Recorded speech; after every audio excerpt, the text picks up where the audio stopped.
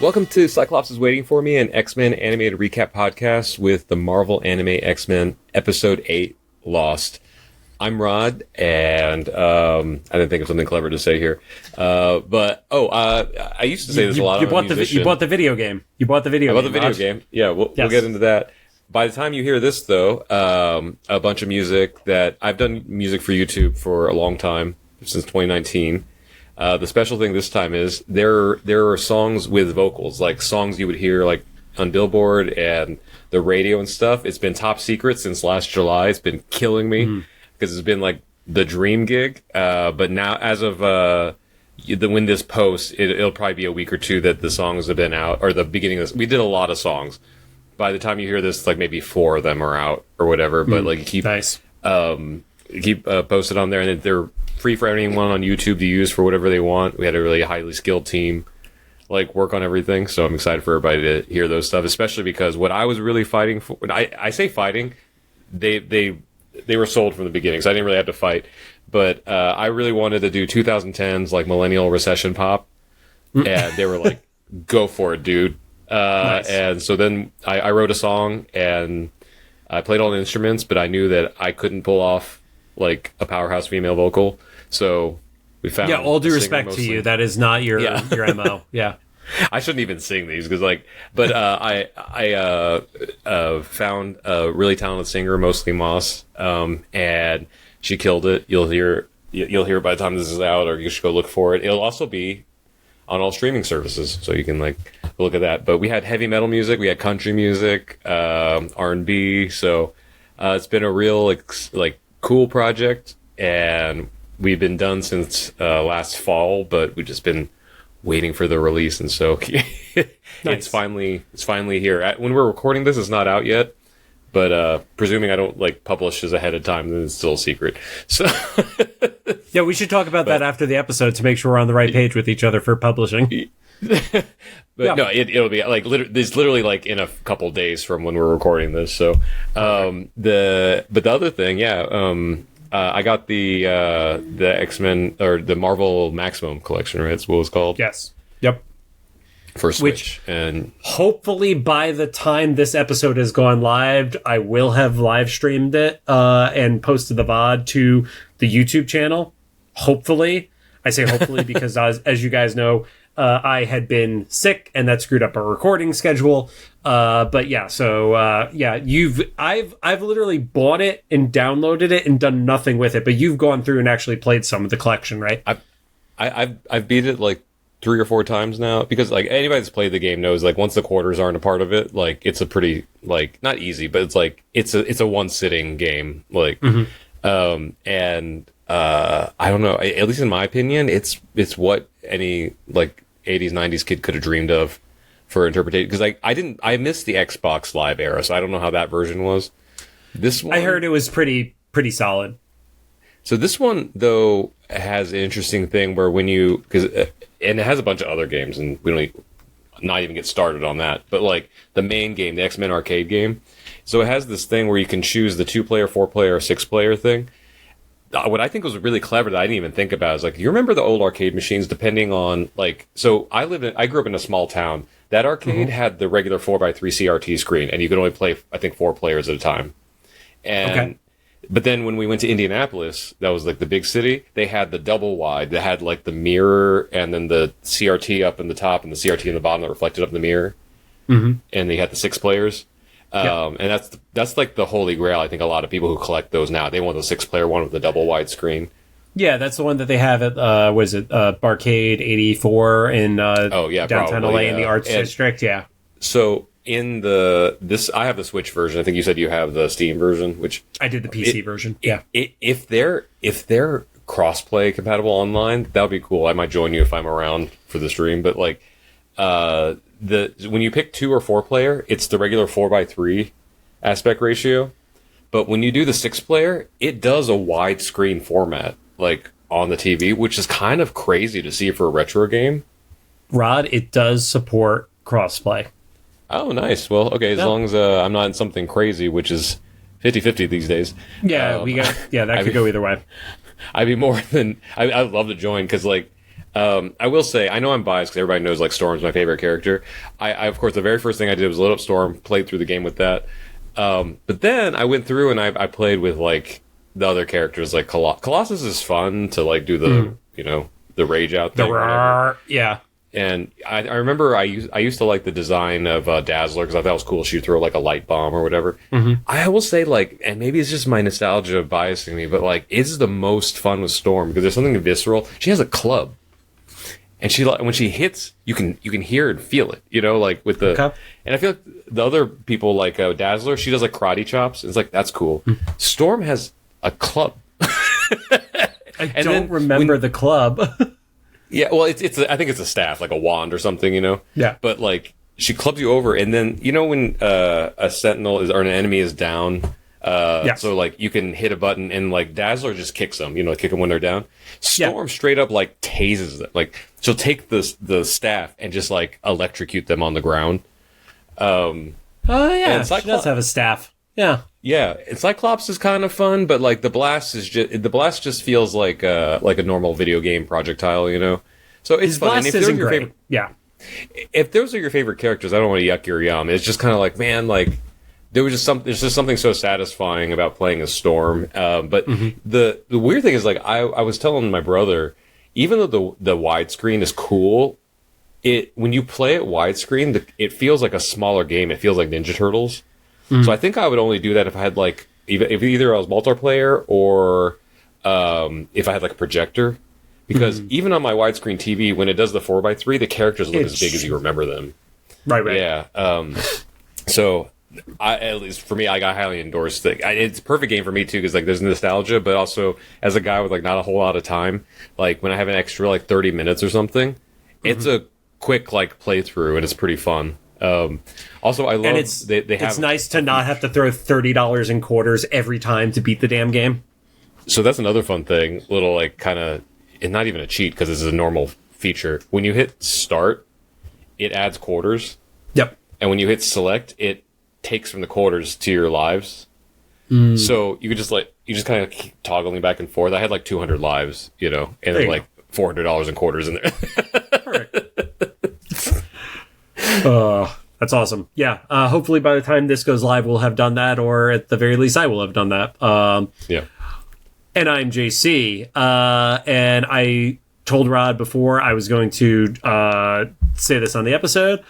I am going to say one of our bonus episodes that is going to come out is going to be an X-Men team draft.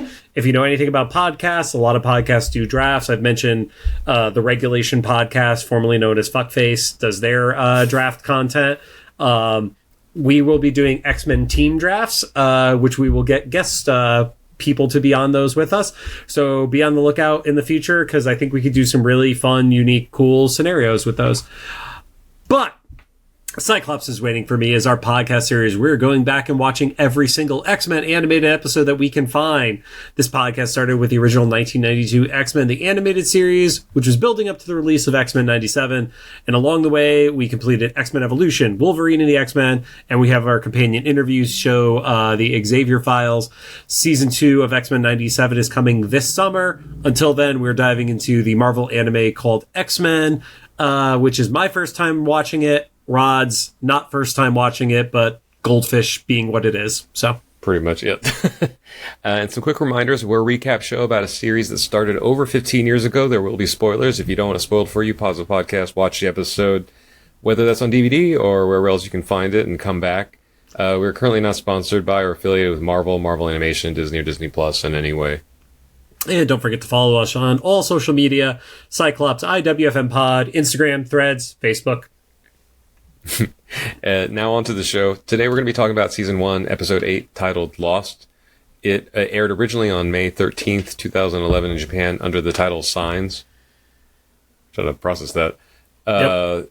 In the US, it would air on December 9th, 2011. It currently sits at a 6.9 star rating on IMDb. So just like slightly. It is pretty much just an extension of the last episode.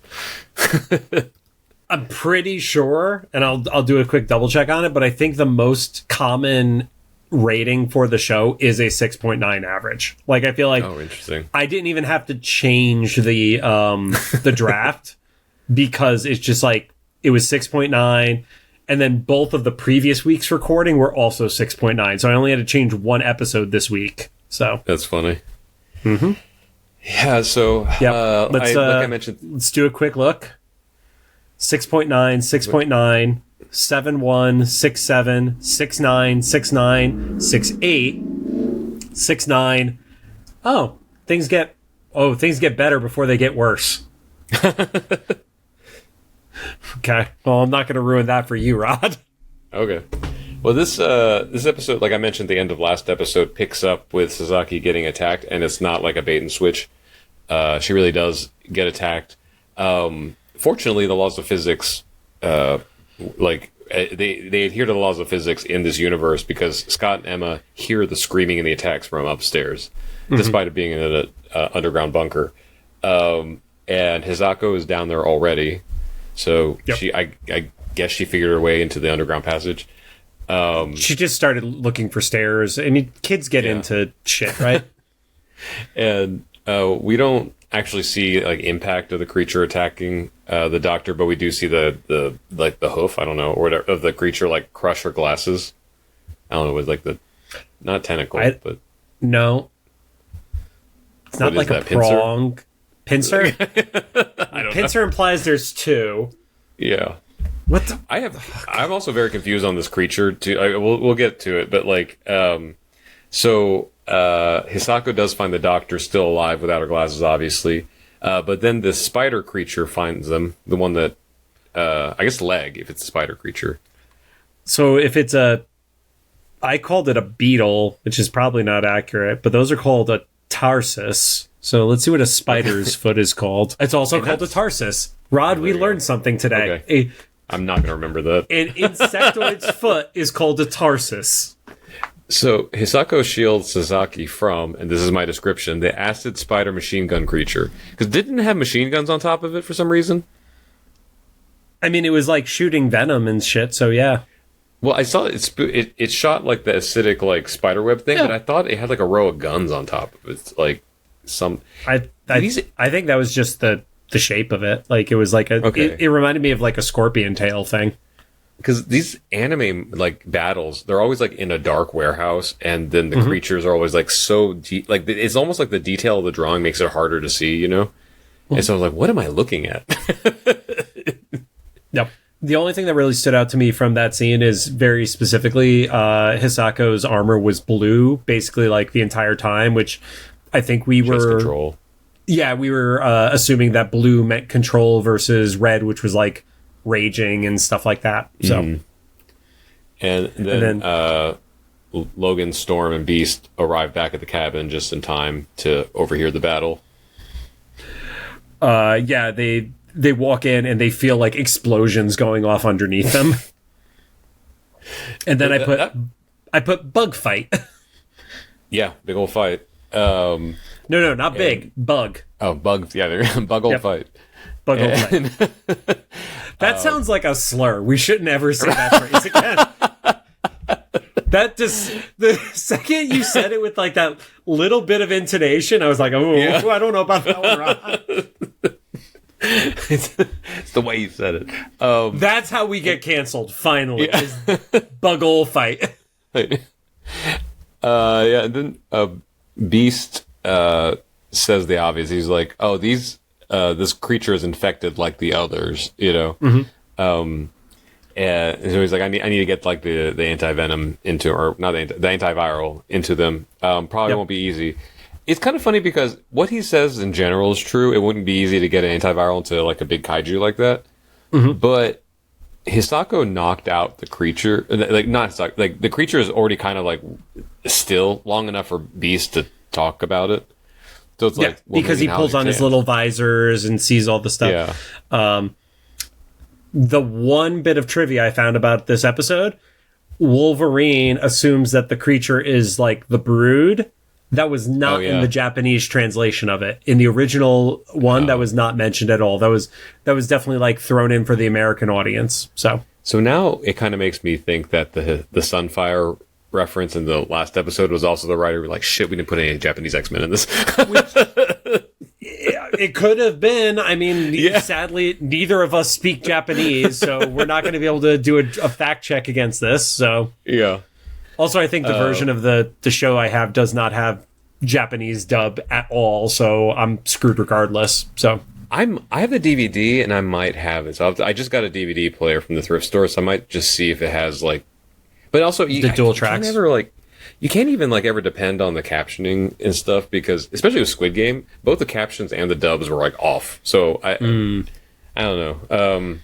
But yeah, then Hisako knocks out the creature, and it turns into a naked woman who I know you have the name of, but I couldn't remember. Rico? Rico? Yeah. Rico, yeah. It was Rico or Riku? Yeah, Rico. Yeah. Rico, but it's the man who runs away that has the crazy long name. I think that's the one I couldn't remember. Sonata. Oh, was that it? What did I think it was long? Anyway, Jan Sonata. Okay, maybe it was the third one. Oh no, is no, the one who ran away because he's freaked out was Koichi Kaga. That's who it was. That one, yeah, that's the name I couldn't remember.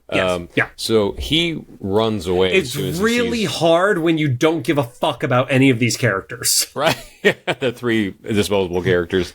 Yeah, but he runs away because he sees like, oh shit, and then it cuts away to Xavier arriving in the X-Jet. While he's approaching, he has flashbacks of his time in Japan and apparently hooking up with Sasaki.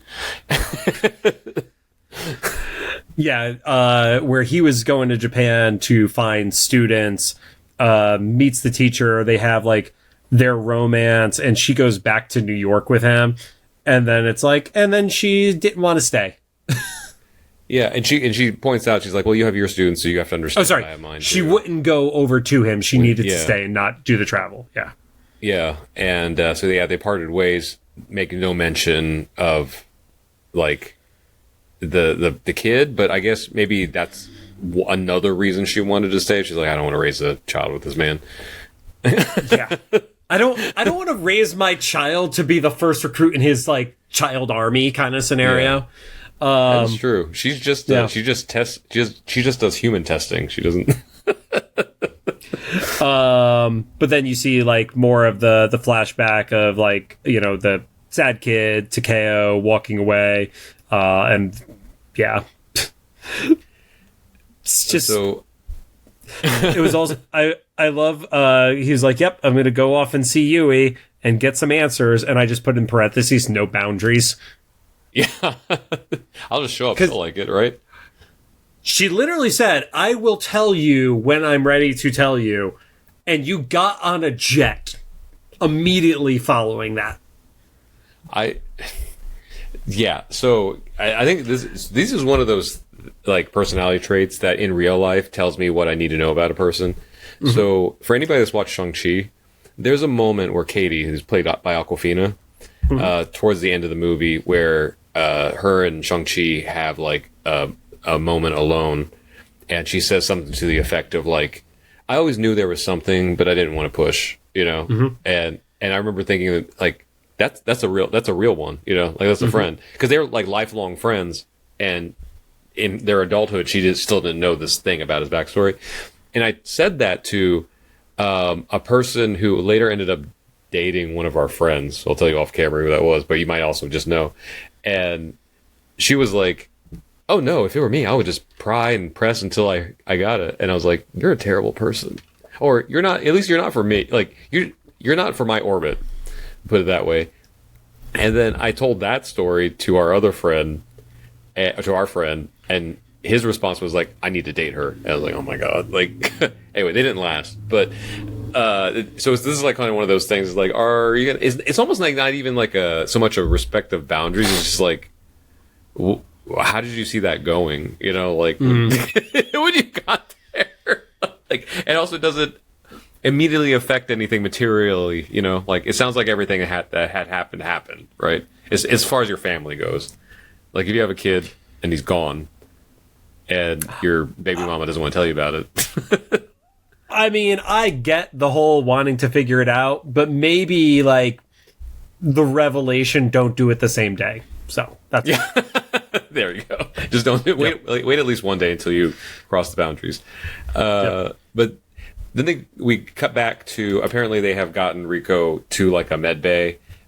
Beast is like stabilized her, and he says like I want to take her back to the US so I can do some more testing, but also like keep this antiviral thing on her. And then he notices like other like injection bruises. And right, which like, I wasn't sure, but those are called track marks when even if it's not for like illicit drug purposes. I did a double check on that one. Okay. And he was like, "Oh, these are strange." And then Sazaki's like once again is like just answering questions that aren't being asked, you know. He's like, "I think she's diabetic." It's like there's like okay.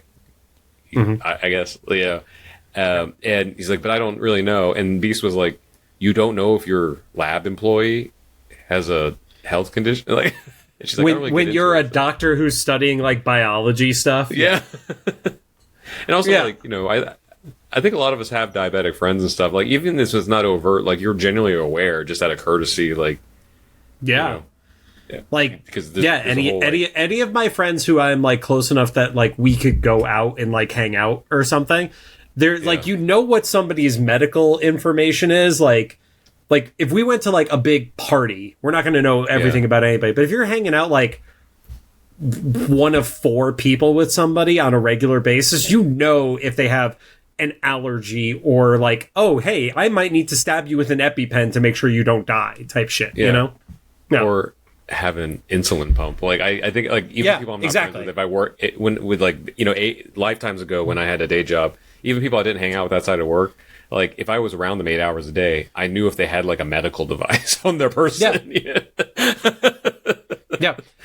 I can see it. I don't care. It's not negative, but you're aware that it's a thing. So or even just a routine. Even if somebody has to like inject themselves with insulin or something, it's a thing. But so she plays too dumb, I guess is the whole point of that.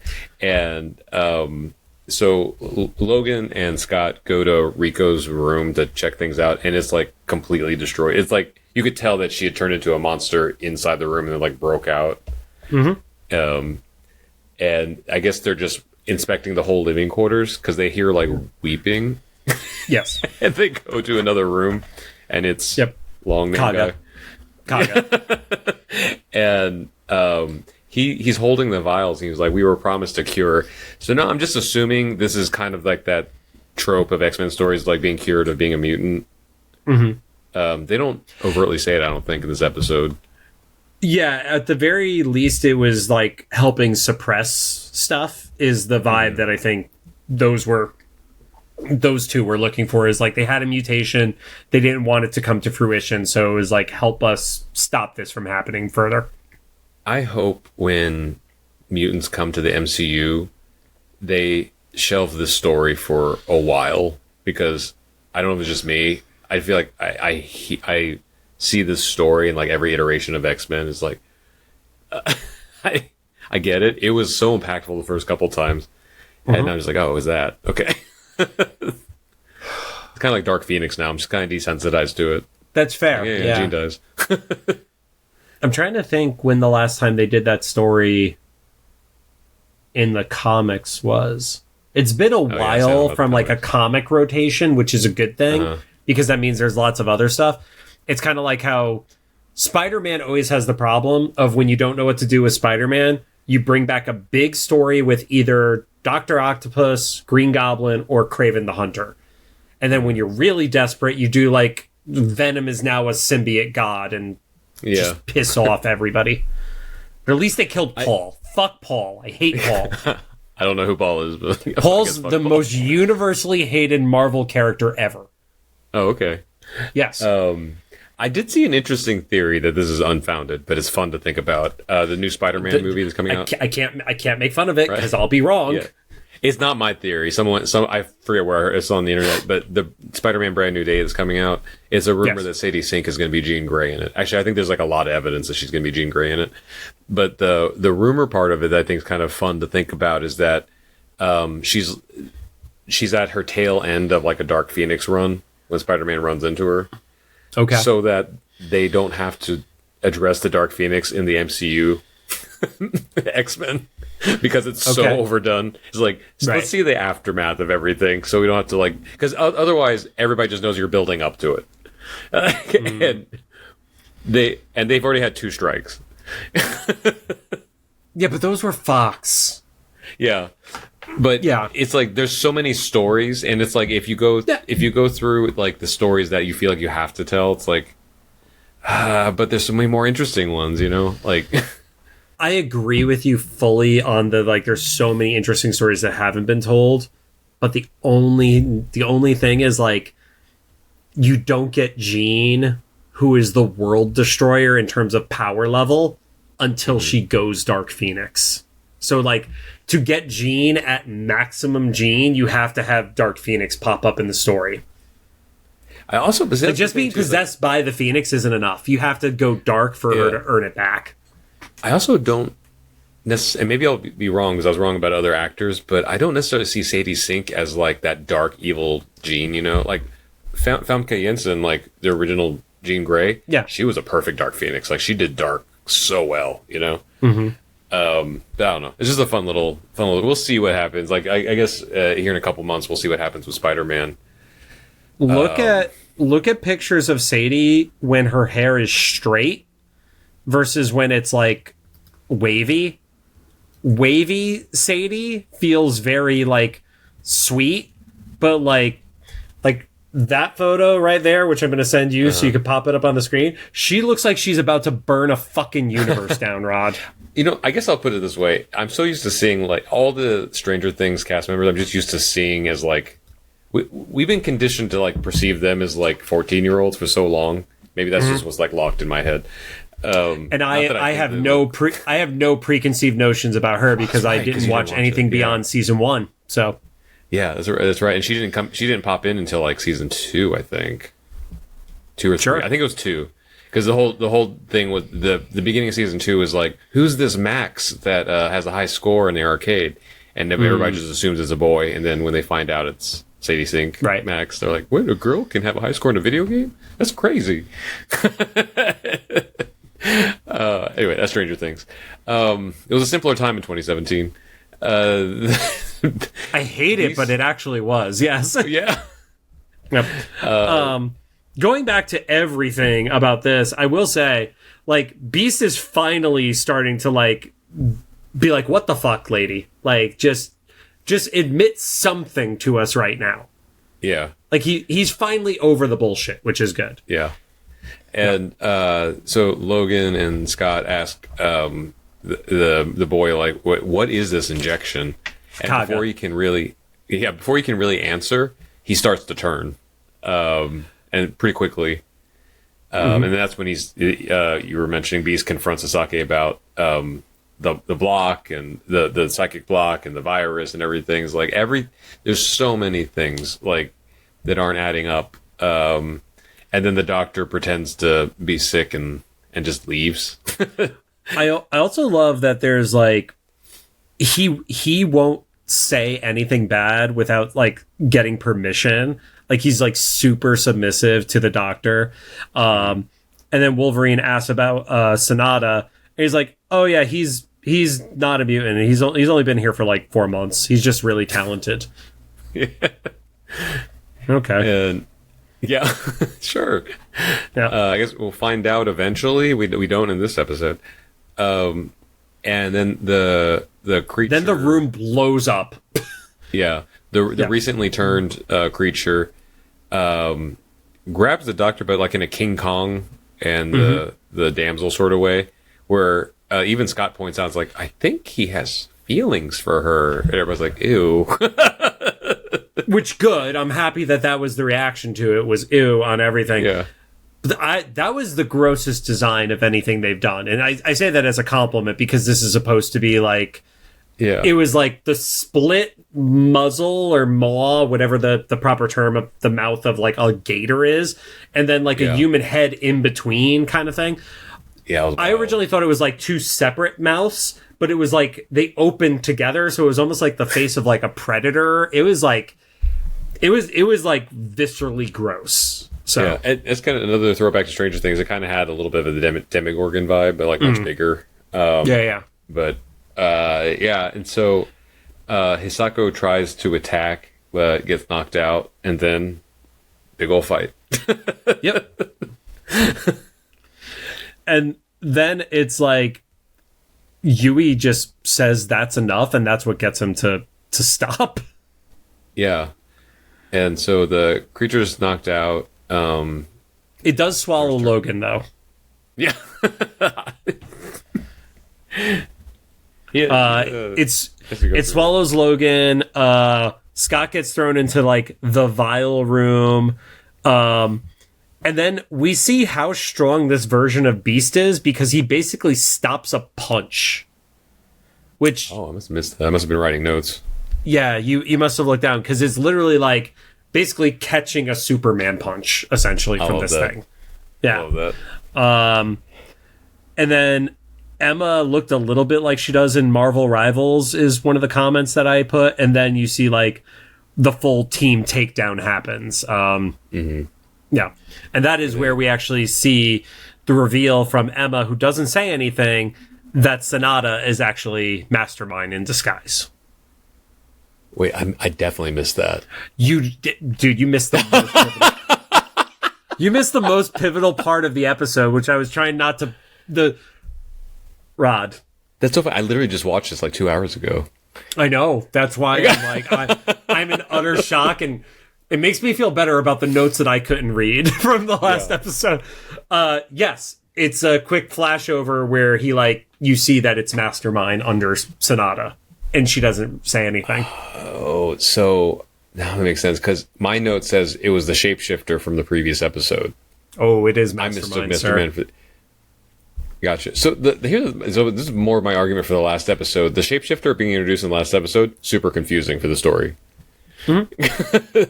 I agree with you on that one. So yeah, but then he walks away. Okay, so that line of my note makes a little bit more sense now. And I have to like retract what I said in the last episode because I thought that I didn't know that was Mastermind. I thought that was just the shapeshifter from the previous episode. Yeah, Marsh. Okay, so. All right, well, I only missed the most important thing of the episode. Of the act of the entire show, yes, probably, yeah. Yeah, because I don't think anything too important story plot-wise happened. Because this is mostly leading up to like a fight, right? And the discovery of like the injection. Mm-hmm. So yeah, that's a big, pivotal moment. Yeah. He also has the track marks on him as, he starts disintegrating down back to his regular form. Yeah, because Beast is giving him antivirals too, and he points out, it's like, okay, what are they? Do you only hire diabetic people? Like, what is going on here? And then Scott brings the liquid vials and confronts the doctor about like, what are these? And she's super freaked out by that. Yeah, and then then we jump over to the plane. So, I don't know if I'm just misreading this situation because I was kind of confused by it. My notes say Xavier arrives. As he's landing, he tries to scan the area, but then a confusing vision happens and a rift opens up and takes the ship, and then it just ends. Yeah. That's okay. Same notes said in different words. Same thing. Okay. Yep. And then I don't know what I was supposed to take away from that. Like, did he go to a different dimension? Was he just psychically going somewhere else? I put psychic eye trap is the only phrasing that I have that's different than what you had. But yeah, it's the same interpretation. He basically was like arriving. He's trying to do a scan. He's telepathically blocked.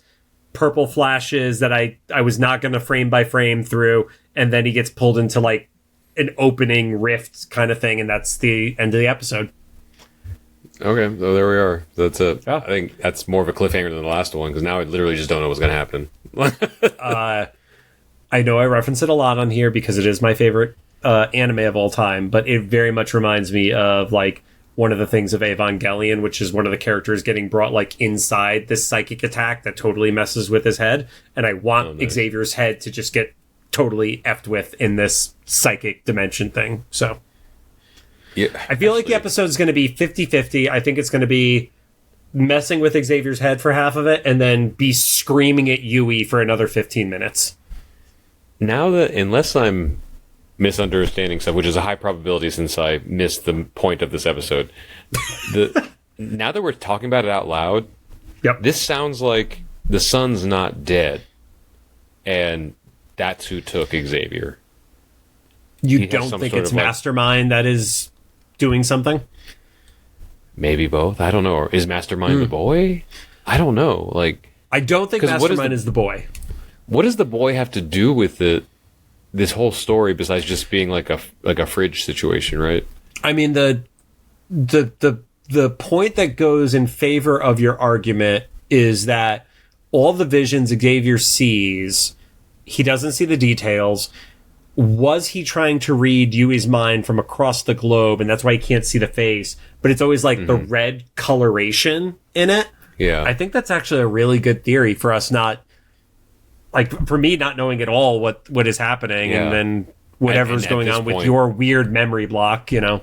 At this point, I don't remember anything. You have the same memory as Hisako for going to the school, essentially, at this point. So. Well, actually, we pointed this out in the very first episode of this anime recap part, but like the last time I watched it was literally so me and my friend could like drink Coronas and watch this. So like I was like, especially in the later episodes, functionally drunk, right? If we've been polishing off like 6-packs of Coronas and we got to the, like, what we're in the 8th episode now, we're 8 episodes into like drink. Like I'm not surprised I don't remember this part. And I want to say, from my beer drinking days, which now I'm mostly just a vodka person, but from my beer drinking days, I want to say I remember less from the Corona nights than I do from other like vodka nights. Yeah, I but not Jaeger nights. Jaeger nights, oof, those don't exist in my memory. Those whatever brain cells those were attached to have been burnt to shit. So those stop within like a couple years of starting. Like that was not an extended era, like at all. That was you didn't live near New York. Well, I think so. It was things like one of my roommates, his girlfriend was a Jaeger girl, so we got so much, and and it was just, it kind of tasted gross to me too. And it was always, you always got it in the grossest ways, right? Like, it was always gross. Yeah.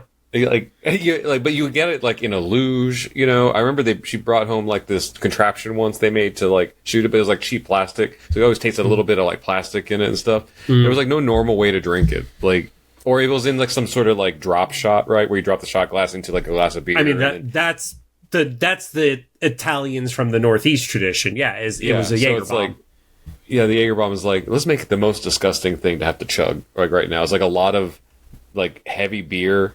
And then we're going to drop this disgusting other alcohol into it and in a dirty glass. And then like...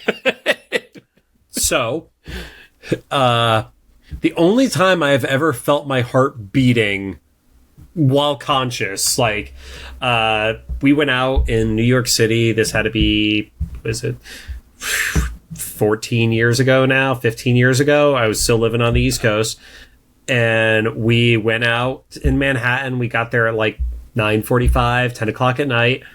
And for those who don't know, you could buy drinks until 3:30 in the morning easily in Manhattan at basically any bar that's open. Every single bar we went to, you did a Jaeger bomb. And at 3:15 in the morning, we were at the Tropicana in Times Square, and I literally just am standing by the bar. Yeah. I'm like, I should stop drinking these right now. Right. And I'm sure were you using the Red Bulls at the time too? Well, it was the Jaeger bomb into the Red Bull, so it was a half a Red Bull plus a shot of Jaeger every single one. Jesus. The only reason that was a saving grace, though, despite the long-term damage I've probably done to my heart, is we got back to Grand Central Station, and we got there at like 5 in the morning, and Grand Central doesn't reopen until 6 in the morning. There's like 2 hours where they shut it down and are cleaning and stuff. And I was the only one who was so wired because of all the Red Bull. I didn't need to, like, I wasn't like passing out or getting tired or anything like that. And other people are like sitting on the ground where people have definitely peed and stuff like that. And I am just like fucking doing laps up and down the street because I'm so much energy. And then when we finally get on the train, I find a like 3-seat row and I just passed out and I woke up in New Haven. I thought you were going to say you like ran home. No, New York to New Haven. No.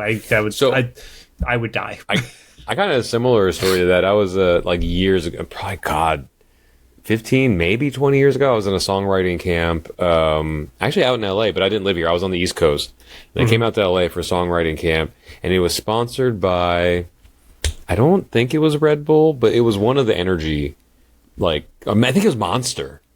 Okay. And I was going to say Monster or Amp were like the big ones at that point with Red Bull, yeah. There wasn't a lot of water available, but we had unlimited Monster or whatever energy drink it was.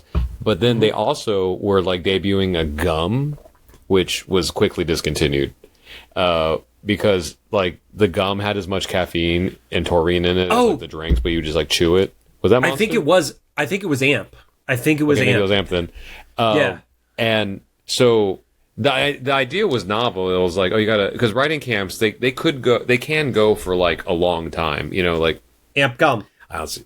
Okay, see, I don't remember what they looked like because I was wired, but I mean, they sure, yeah. Okay, did they make Monster gum? Now I have to check. But yeah. So like it made sense. Like, oh, you'd have all these energy drinks and stuff, and then you can keep writing and keep recording.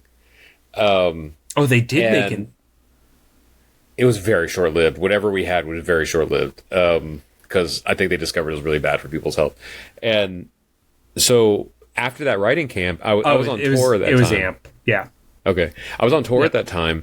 And so I left that songwriting camp having not slept in like 4 days, I think, because I was just wired from all the drinking more energy drinks than like water and that gum and everything. And I had a tour stop in Illinois and I was with a group of college kids. And that was, I can't remember which Nolan Batman movie, but one of the Nolan Batman movies came out. Right. And it had to have been after I had graduated college. So it was sometime after 2005 or 6, whatever Nolan Batman movie came out. And I just remember being in the car with these college kids, and I was like, I was going like 100 miles an hour, and it's like, let's go see this movie, blah, blah. And I don't remember seeing the movie because they said, Rod, you were just like on, and then before we made it to the theater, you were just out. And I woke up in like one of their dorms on their bed, and I was like, oh my god, like how many hours I've been out? And like, dude, you've been sleeping for like a day and a half. Like it's like it's been like 14 15 hours or something. Like we were worried about about you. And I was like, what? We were worried, but not enough to take you to a hospital. Well, they also didn't want to like have this dead old guy, right? Like, well, I wasn't that old at that point, but I was older than college students, right? So like I understand that, like crashing from all the energy stuff, that's crazy. But anyway, so that was a good way to fill out the rest of the episode. Right, that was this episode. What's funny is I liked this episode a lot more than the previous one, but I had a lot less to say about it. I think because it was just like, yeah, there was a bug fight. There was a second big fight. They were good. Yeah, a lot less happened. Sorry, the Marvel Rivals comment that I wrote down. Now I remember it. Okay. In Marvel Rivals, when Emma turns into Diamond form, she does like a roundhouse kick that you can only do in Diamond form, which like smashes the shit out of somebody. If they hit a wall, it does like extra damage.